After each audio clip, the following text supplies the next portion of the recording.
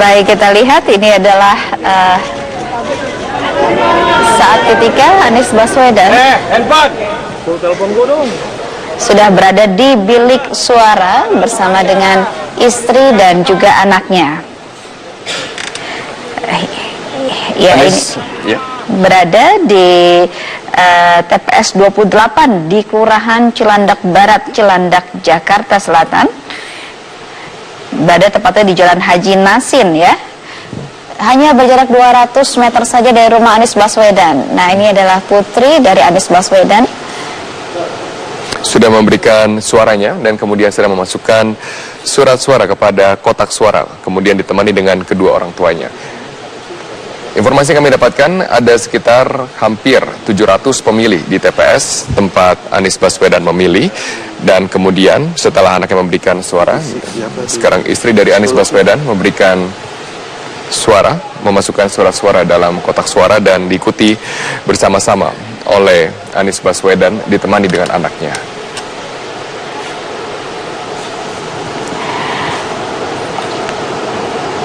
Ya, keluarga dari Anies Baswedan sudah memasukkan kertas suaranya.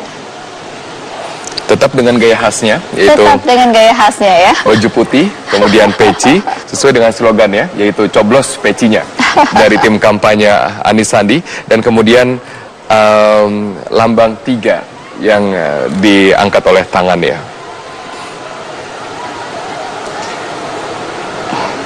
Ya, dari rumah Anies Baswedan sendiri ada 5 orang yang terdaftar untuk mencoblos pada hari ini. Ada Anies Baswedan, istri serta anaknya, dan juga adiknya.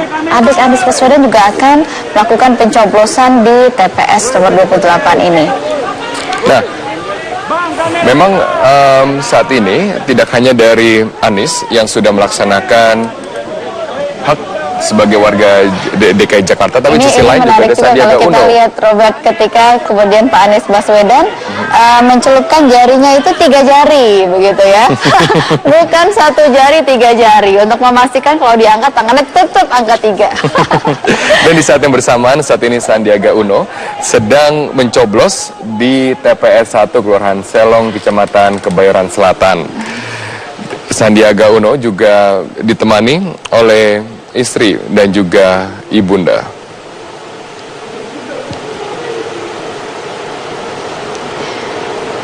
Saat ini Sandiaga Uno dan juga istrinya Nur Asia Uno sedang diabadikan momennya oleh para pewarta yang berada di sana, dan sebelum itu mereka juga telah mengikuti berbagai mekanisme. Mereka sudah menunggu sekitar kurang lebih 30 menit berada di dalam TPS 1 Kelurahan Selong, Kecamatan Kebayoran Selatan.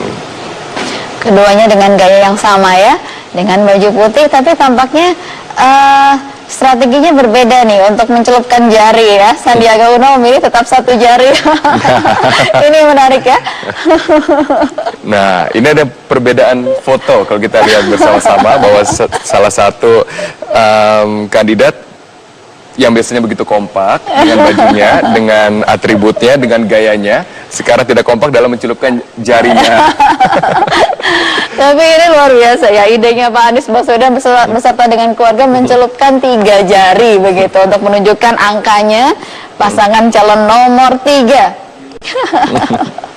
Nah, ini kemudian Anies Baswedan juga ditemani tidak hanya dari keluarganya atau anaknya yang mempunyai hak pilih karena sudah berusia lebih dari 17 tahun, tetapi juga anak-anak yang lain yang belum memiliki hak untuk memilih juga ikut menyertai kedua orang tuanya di TPS.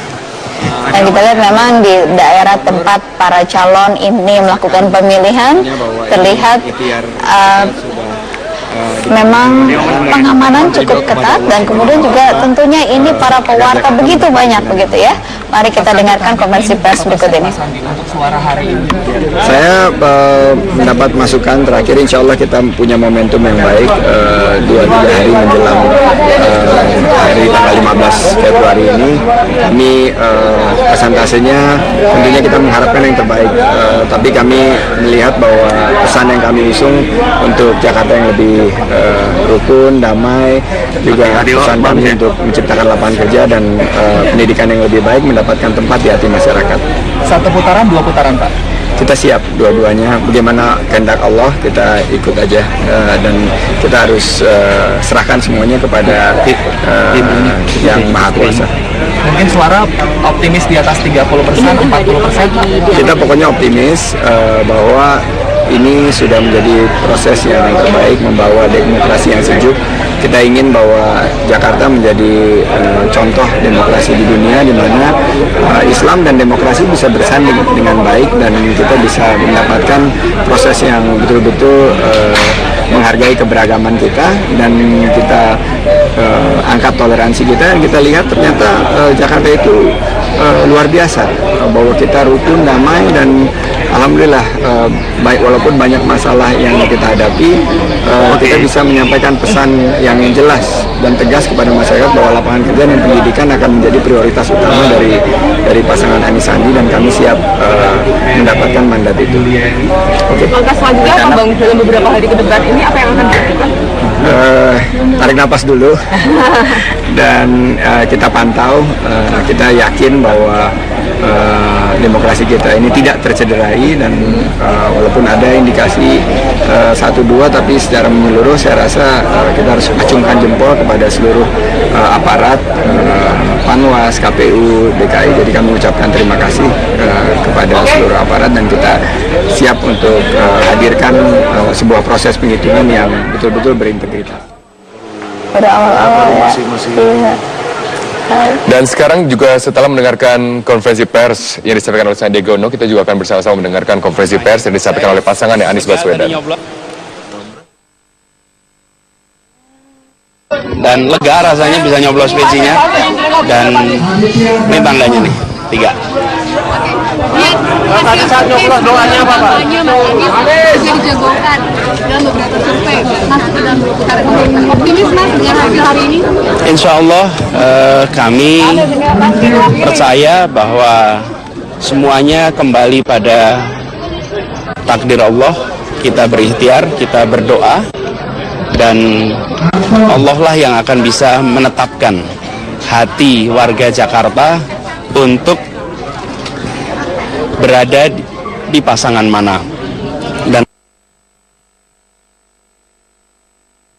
kita akan mendapatkan perolehan yang sangat memuaskan. Insya Allah kita siap untuk masuk pada fase berikutnya. Kami merasa yakin biidznillah kita bisa memenangkan pilkada ini. Oh, semuanya diperhitungkan berat. Calon gubernur dan wakil gubernur DKI Jakarta nomor urut 3 sudah melaksanakan hak konstitusinya untuk memilih, dan bersama-sama mereka juga telah menyampaikan konferensi pers bahwa apapun yang terjadi mereka siap untuk menjalani pertarungan politik walaupun sampai dengan 2 periode. Iya, walaupun sampai 2 periode, tapi paling penting itu tadi, walaupun 2 periode, tapi semoga kelelahannya tidak seperti yang sekarang, begitu ya Robert, karena memang banyak yang mengatakan, aduh seneng ya udah pilkada, jadi udah lelah dengan segala prosesnya. Betul, dinamika yang terjadi sepanjang 3,5 bulan kampanye banyak sekali, dinamika politik, maupun juga aksi-aksi yang mewarnai dari pesta politik ini.